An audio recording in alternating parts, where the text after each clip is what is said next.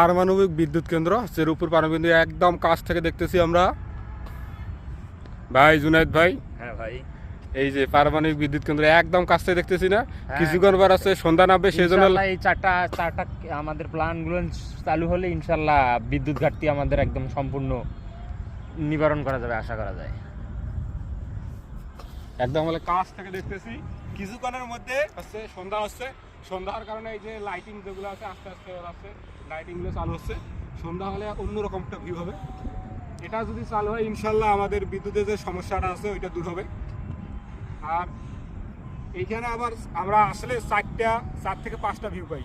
সেটা হচ্ছে এখানে আবার পদ্মা নদী, পদ্মা নদীর পাশে হচ্ছে পারমাণবিক বিদ্যুৎ কেন্দ্র, আর ওই দিকে হচ্ছে আপনার হচ্ছে 2টা ব্রিজ। একটা ব্রিজের নাম জানো কি ভাই? রূপপুর না না না, একটা বড় হার্ডিস ব্রিজ, হার্ডিস ব্রিজ, আর একটা হলো লালন শাহ সেতু। লালন শাহ ব্রিজ। তাহলে আছে, তারপরে হচ্ছে লালন শাহ ব্রিজ, হার্ডিস ব্রিজ, পারমাণবিক বিদ্যুৎ কেন্দ্র, আবার পদ্মা নদীতে। এখানে যাদের ডিপ্রেশন আছে, টক্সিক টাইপের যেগুলা, এখানে আসলে দেখবেন যে এখানে ডিপ্রেশন যত আছে সব দূর হয়ে যাবে।